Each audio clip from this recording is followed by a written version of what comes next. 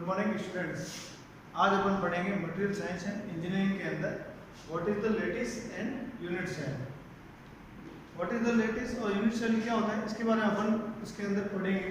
और सबसे पहले अपन को पता होना चाहिए मटेरियल साइंस एंड इंजीनियरिंग होती क्या है, ये कहाँ पे सिलेबस में अपने कहाँ काम आती है। तो सबसे पहले अपने जो मटेरियल साइंस इंजीनियरिंग है, जो मैकेनिकल इंजीनियरिंग जब करते हैं तब उसके अंदर थर्ड सेम के अंदर अपना एक यूनिट कह सकते हैं सिलेबस के अकॉर्डिंग। तो उसके अंदर सबसे पहला अपना जो यूनिट है मटेरियल साइंस का, तो उसके अंदर सबसे पहले आता है लैटिस और यूनिट सेल। तो सबसे पहले अपन पढ़ेंगे लैटिस। लैटिस होता क्या है? लैटिस एक regular arrangement of the particles, जो कॉन्स्टिट्यूएंट पार्टिकल्स होते हैं उनका एक अरेंजमेंट होता है, उसको बोलते हैं लैटिस। सपोर्ट इज द एक अपने पास में लैटिस है, जो उसकी आकृति क्या होती है, एक गोला बॉल की तरह होती है, बॉल की तरह होती है। उसके अंदर जो इसका सेंटर होता है, ठीक है, उसको अपन ने पॉइंट माना है। ये इसको पॉइंट अपन जहाँ पे लिखेंगे, जहाँ पे अपन पॉइंट लगा रहे हैं, मतलब वो पूरा क्या है अपना एक लैटिस है, ठीक है, लैटिस पॉइंट है। तो इसको अपन अरेंज करते हैं। इसके अंदर अपन ने कंस्टिट्यूटली अपन ने यूनिफॉर्मली पॉइंट्स को यहाँ पे डिनोट किया है। तो वो क्या है, अपने जो पॉइंट्स होंगे उनको क्या बोला जाता है, एक सिंगल पॉइंट को लैटिस पॉइंट। इस लैटिस पॉइंट को अरेंज करते हुए अपन ने इसको आगे काम में लेते हैं, ठीक है। अब ये पूरा जो स्ट्रक्चर बना है, कोई भी जैसे यूनिफॉर्मली कोई भी चीज है, कोई भी क्रिस्टल है, अपने कोई ठोस सॉलिड वस्तु अपने पास में, उसके अंदर वो क्या है, छोटे छोटे पार्टिकल्स कह सकते हैं, अपने पॉइंट से मिलकर बना रहता है। तो सेम उसी को क्या कहते हैं, लैटिस, ठीक है। तो इसके अंदर जो पॉइंट्स होते हैं छोटे छोटे, उनको बोला जाता है लैटिस पॉइंट। ये आपका लैटिस पॉइंट है। इसको एक बार और सुन लीजिए, इसको लैटिस पॉइंट को regularly arrangement of the points means regular जो यूनिफॉर्मली जो अरेंजमेंट है पॉइंटों का, जो उससे यूनिफॉर्मली जो सॉलिड मटेरियल बनता है, उसको बोलते हैं लैटिस। और इसको कॉन्स्टिट्यूएंट पार्टिकल्स भी कहते हैं, arrangement of the constituent particles, ठीक है। तो यहाँ पे अपना अरेंजमेंट कर लिया है, यहाँ पॉइंट्स बताते हुए, और ये जो पॉइंट है उसको बोलते हैं लैटिस पॉइंट। अब नेक्स्ट अपना टॉपिक है वो यूनिट सेल है। यूनिट सेल क्या होती है? ये एक 3D अरेंजमेंट होता है। कैसे 3D अरेंजमेंट? जैसे smallest 3D unit which can form lattice after repetitions। कह रहे हैं कि जो लैटिस है, जो अपन ने लैटिस के जो पॉइंट लिए हैं, उन लैटिस पॉइंटों का जो मैं अरेंज कर रहा हूँ, उसको मैं एक क्रिस्टल के रूप में तैयार करता हूँ, वो सॉलिड रूप में। अब इसका जो अरेंजमेंट होगा वो कैसा रहेगा, जो अपन बनाते हैं यहाँ पे।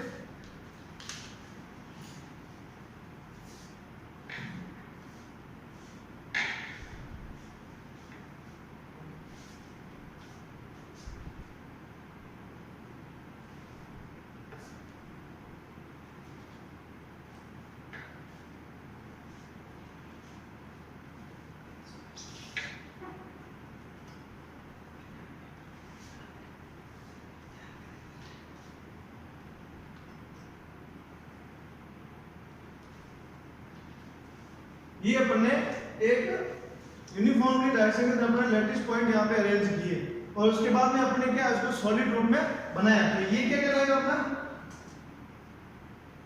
यूनिट सेल, ठीक है। तो अपन ने जो क्या है, एक 3D व्यू के अंदर इसको बनाया है, ठीक है ना, एक 3D व्यू बन रहा है, उसको बोलते हैं यूनिट सेल, ठीक है। तो smallest 3D unit which can form lattice.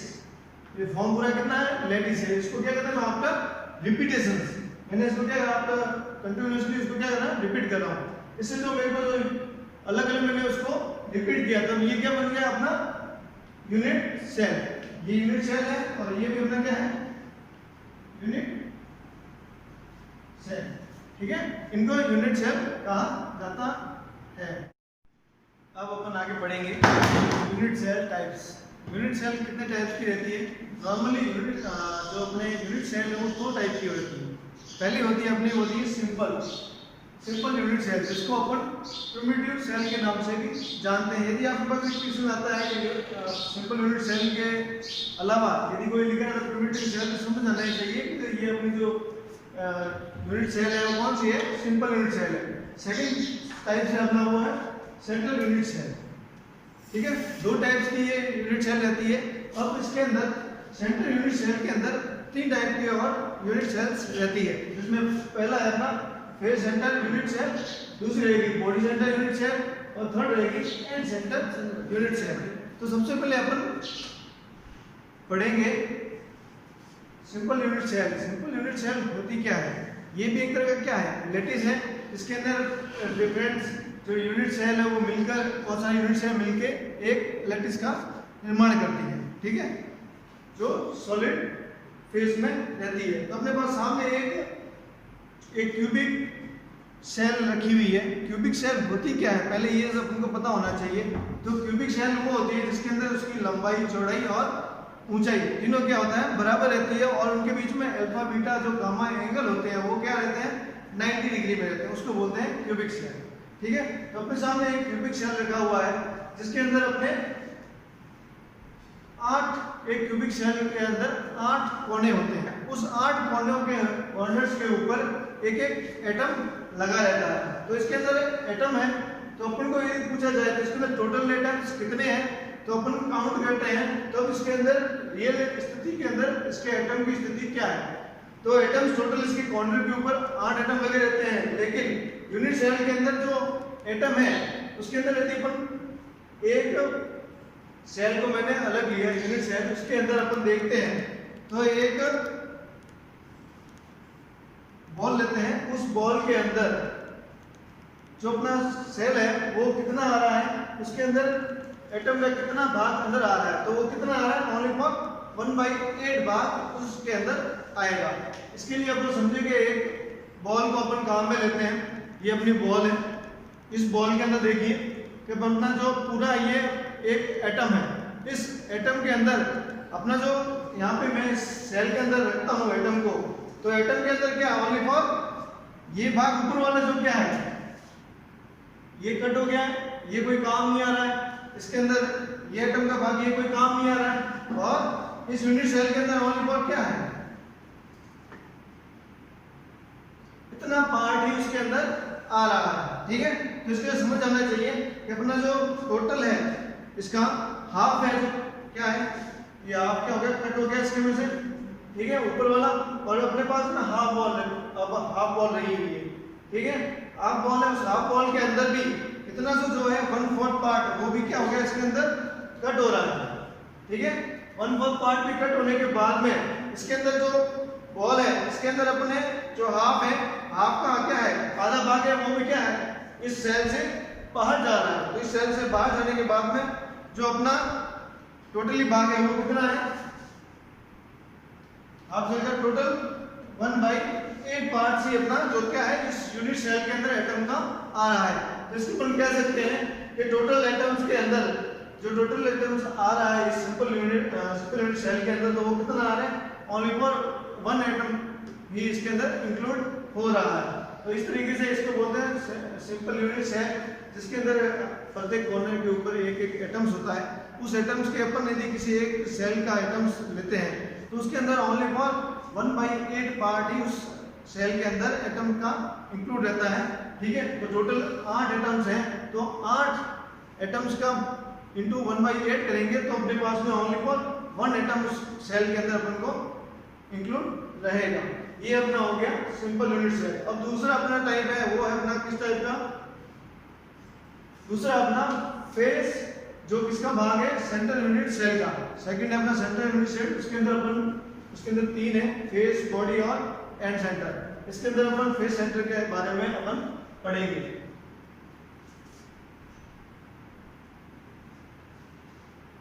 ठीक है, तो इसके अंदर फेस सेंटर यूनिट के अंदर जो एटम्स की स्थिति होती है वो क्या रहेगी, एक कॉर्नर्स के ऊपर एटम्स लगे रहेंगे, और दूसरा क्या रहेगा, पर जो फेस है यूनिट सेल है उसके अंदर भी एक एक एटम्स उसके अंदर रहेगा।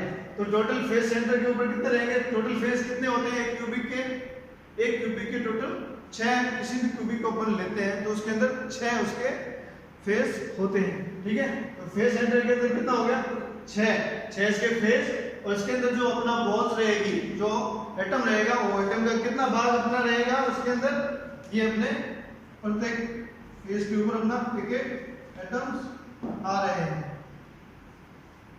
ये सेंटर वाले एटम्स हैं।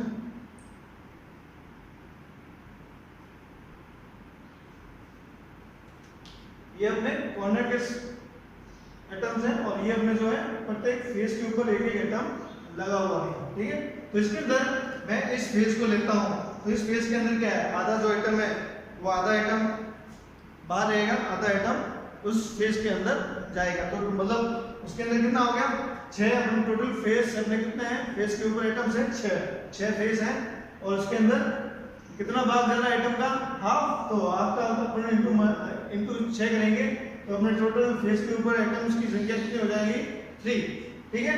उसी तरीके से कॉर्नर्स का जो अपन ने पहले निकाला था, प्रत्येक कॉर्नर्स के ऊपर जो 8 एटम होते हैं, प्रत्येक कॉर्नर के ऊपर एक एटम होता है, टोटल कॉर्नर्स होते हैं अपने 8 और इनटू 1/8, मतलब एक भाग के ऊपर 1/8 ये एटम्स उसमें लगा रहता है पार्ट्स। तो टोटल इसके अंदर हो गया कॉर्नर के ऊपर एक एटम रहेगा। तो टोटल अपन इस फेस सेंटर क्यूबिक के अंदर तो देखेंगे तो अपना टोटल एटम की संख्या कितनी रहेगी, ओनली फॉर 4, ठीक है। तो इस तरीके से अपन एटम की संख्या इसके अंदर देख सकते हैं। और नेक्स्ट अपना रहेगा body centre unit cell. Body centre unit cell के अंदर जो एक एटम रहता है वो बॉडी के सेंटर में रहता है, टोटल जो क्यूबिक रहेगा उसके सेंटर में रहेगा, और प्रत्येक कोने के ऊपर एक एटम लगा रहेगा। अब इसके अपन एटम की संख्या इसके अंदर अपन को बतानी है कि भाई बॉडी सेंटर यूनिट सेल के अंदर जो टोटल एटम की संख्या है वो कितनी है। तो अपन कॉर्नर्स के ऊपर वही है जो 8 × 1/8 = 1, मतलब प्रत्येक कॉर्नर के ऊपर एक एटम होता है, लेकिन उसका ओनली फॉर 1/8 पार्ट ही उस एटम को उस फेस के अंदर एटम होता है। तो इसके लिए अपन उसको बोलेंगे टोटल एटम्स कितने हो जाएंगे उसके अंदर एटम्स कॉर्नर्स के ऊपर 1, ठीक है। और बॉडी जो बॉडी के अंदर रहेगा एक जो क्या है एक क्यूबिक बॉक्स है, उस क्यूबिक बॉक्स के अंदर मैंने किसी बॉल को रख दिया, तो मतलब टोटल एटम क्या एक बॉल के रूप में रहेगा, न्यूक्लियस के रूप में रहेगा। तो इसके अंदर बॉक्से के अंदर मैंने एक बॉल रख दी, तो उसके अंदर जो पूरा है वो उसके अंदर रहेगा। तो टोटल बॉडी के अंदर कितना रहता है, क्यूबिक के अंदर एक एटम रहता है, तो टोटल इसके एटम की संख्या कितनी हो जाएगी 2, ठीक है। बॉडी सेंटर यूनिट सेल के अंदर जो एटम की संख्या टोटल कितनी हो जाएगी 2, ठीक है। प्रत्येक कॉर्नर पर एक एटम रहता है, उसका 1/8 पार्ट ओनली फॉर इस क्यूबिक सेल के अंदर रहता है एटम का। तो टोटल अपने जो 8 कॉर्नर होते हैं 8 1/8 करेंगे तो 1 हो जाएगा। और बॉडी के अंदर जो एक सेंटर है उसके अंदर पूरा एटम सेंटर के अंदर रहता है, तो इसकी बॉडी के अंदर एटम जो संख्या रहेगी वो कितनी रहेगी 1 रहेगी। तो टोटल एटम जो है वो इस बॉडी सेंटर के अंदर टोटल एटम की संख्या कितनी हो जाएगी 2। अब अपना थर्ड है end centre unit cell. End centre unit cell के अंदर क्या होते हैं, एटम्स जो अरेंज होते हैं इसके अंदर प्रत्येक कॉर्नर्स के अंदर होते हैं, और 2 एटम्स जो होते हैं वो कहाँ पर रहते हैं, एक दोनों अपोजिट फेस के ऊपर, या फिर अपन वर्टिकली ले सकते हैं एटम्स या फिर हॉरिजॉन्टली ले सकते हैं, ठीक है ना। तो इस तरीके से अपन या फिर लेफ्ट एंड राइट मतलब 3 डायमेंशंस के अंदर अपन कहीं पे भी उसको ले सकते हैं, मतलब दोनों एक दूसरे के अपोजिट में होंगे। तो इसके अंदर अपन ने वर्टिकल लिया है, एक जो एटम्स है वो इस फेस के नीचे वाले फेस पे रखा है, और दूसरा उसके अपोजिट ऊपर वाले फेस के ऊपर एक एटम की अरेंज किया है, ठीक है। तो इसके अंदर अपन ने यदि एटम की संख्या अपन को निकालनी है, क्वांटिटी निकालनी है, इसके अंदर एटम्स टोटल कितने अरेंज हैं, तो इसके अंदर अपन देखेंगे कॉर्नर्स के अंदर वही प्रत्येक कॉर्नर के ऊपर एक एक का एटम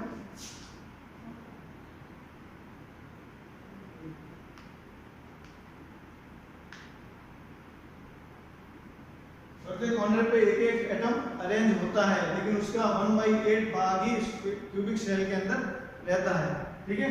तो इसके लिए इसको कहा जाता है कि भाई इसका जो कॉर्नर पे जो एटम्स रहेंगे वो कितना रहेगा 8 × 1/8 = 1, मतलब पूरे जो फेस के अंदर है जो अपना एंड सेंटर यूनिट सेल है उस यूनिट सेल के अंदर ओनली फॉर एटम्स की संख्या कितनी होगी कॉर्नर्स के ऊपर 1, ठीक है। और एंड साइड मींस जहां पे अपन ने बताया मैंने आपको, मैंने इस फेस के एक नीचे वाले फेस पे, और जो सेकंड एंड एटम उसके अपोजिट ऊपर वाले फेस के ऊपर दो एटम मैंने अरेंज किए हैं। अब इसके अंदर बता सकते हैं कि भाई एटम है, इस मैंने फेस के अंदर रखा, ठीक है, तो आधा जो है वो उस सेल के अंदर जाएगा, आधा क्या है वो बाहर रहेगा।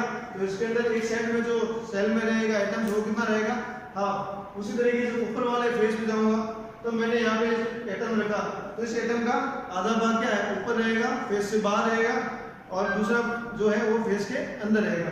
तो टोटल जो इसके अंदर जो अपोजिट मैंने दो एटम्स लिए हैं उसके अंदर वो क्या आधा भाग बाहर रहता है, आधा भाग अंदर रहता है।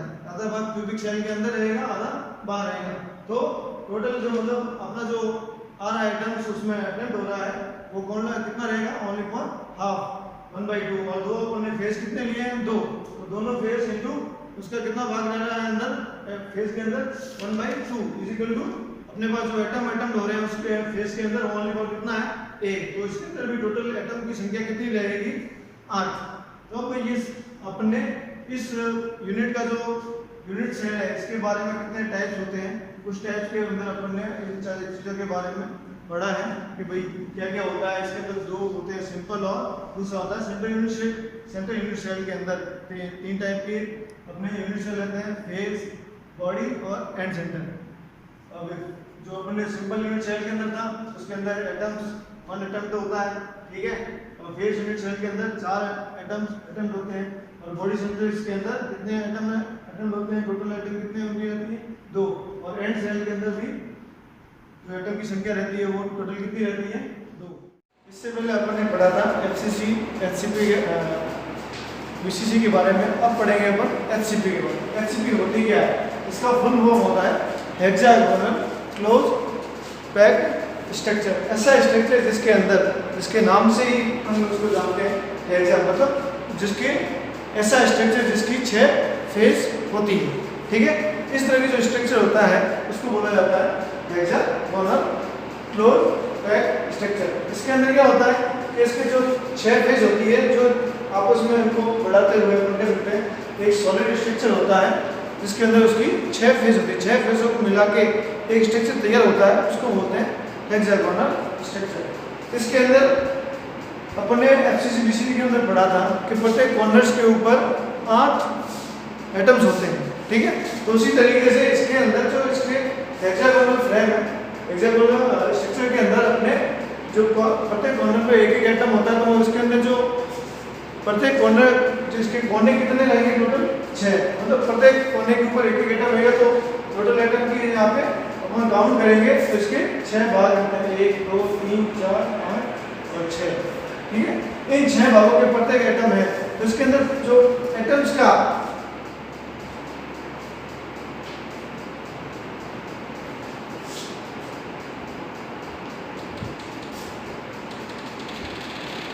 अपन देख सकते हैं कि इसके एटम्स के अंदर के इसके प्रत्येक भाग में कितना एटम अटेम्प्ट हो रहा है, मतलब एक कॉर्नर के अंदर कितना है एटम इसके अंदर है, तो कह सकते हैं अपन के इसके अंदर टोटल भाग कितने हैं, 6, ठीक है। तो टोटल कितना 1/6 भाग है जो इसके अंदर एक एटम है जो एक कॉर्नर के ऊपर अटेम्प्ट कर रहा है। तो टोटल इसके अंदर अपन यदि 6 ब्लॉकों को आपस में एटम्स को अपन को ऐड कर देते हैं तो एक टोटल एटम बनेगा, वो कितना होगा, 1, ठीक है।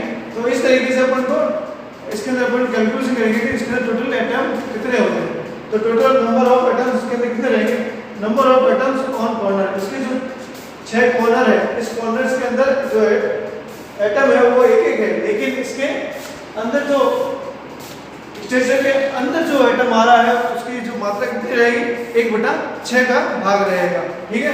तो 1/6 इंटू कितने कॉर्नर्स है, 6 कॉर्नर, तो एटम की टोटल संख्या के कॉर्नर्स के ऊपर कितनी हो जाएगी, इन सभी 6 भागों को मिलाएंगे तो एटम की संख्या हो जाएगी 1, ठीक है। आगे हम बढ़ते हुए नंबर ऑफ एटम एक अपर एंड लोअर फेज, इसके अंदर जो 2 फेज है, एक ये ना एक नीचे, ठीक है। इन दोनों अपर और लोअर फेज के अंदर जो एक एटम आ रहा है वो एटम का है, इसके आधा भाग जो है वो एटम के अंदर है, कह सकते हैं कि स्ट्रक्चर के अंदर है, और आधा भाग जो है क्या है एटम का, वो स्ट्रक्चर से बाहर है। तो इस तरीके से अपन अपर और लोअर दोनों फेज के अंदर देखते हैं तो दोनों फिशर के ऊपर जो आधा भाग एटम का आधा भाग इसके अंदर है और आधा बाहर है, तो हमने जो अंदर का भाग है एटम का 1/2 उसको उससे मल्टीप्लाई कर लिया, तो अपने पास एटम की संख्या कितनी हो जाएगी? 1। इस तरीके से अपन यहाँ पे जो एटम है और यहाँ पे जो एटम है अपर एवं लोअर फेस के ऊपर उन दोनों को मिला के एटम का कितना हो जाएगा? 1। फिर आगे अपन निकालते हैं एटम सेंटर्स के ऊपर। एटम की संख्या उसके सेंटर्स के अंदर कितनी? कह सकते हैं कि जो हेक्सागोनल स्ट्रक्चर है, हेक्सागोनल स्ट्रक्चर के अंदर की तरफ कितने एटम है जो इसके अंदर होते हैं? तो इसके अंदर 3 एटम इसके अंदर इंक्लूड रहते हैं। तो इसके अंदर कह सकते हैं कि इसकी जो सेंटर में इसमें सारा का सारा एटम है वो अंदर रहता है, इसका कोई भाग बाहर नहीं होता। तो इसके लिए इसके सेंटर में जो एटम की संख्या रहेगी वो कितनी रहेगी? 3। ठीक है। इसी तरीके से number of atom at lower side, इसी तरीके अपन ने ऊपर से ऊपर के लिए निकाला था, वैसा अपन यहाँ पे नीचे के लिए निकालते हैं। तो इसके अंदर भी जो प्रत्येक कोने पर एक एटम होता है और इस एटम का 1/6 भाग है जो एटम के स्ट्रक्चर के अंदर होता है और बाकी वाला भाग क्या होता है? बाहर होता है। तो मैं जो 6 भाग है 1/6 भाग है जो है अंदर की तरफ है उसको मैं अपने कितने कॉर्नर से 6 से मल्टीप्लाई करने पर अपन को जो एटम प्राप्त होगा वो 1 रहेगा। तो इस कह सकते हैं कि हेक्सागोनल के अंदर अपन टोटल एटम की संख्या काउंट करें तो टोटल एटम की संख्या कितनी रहेगी?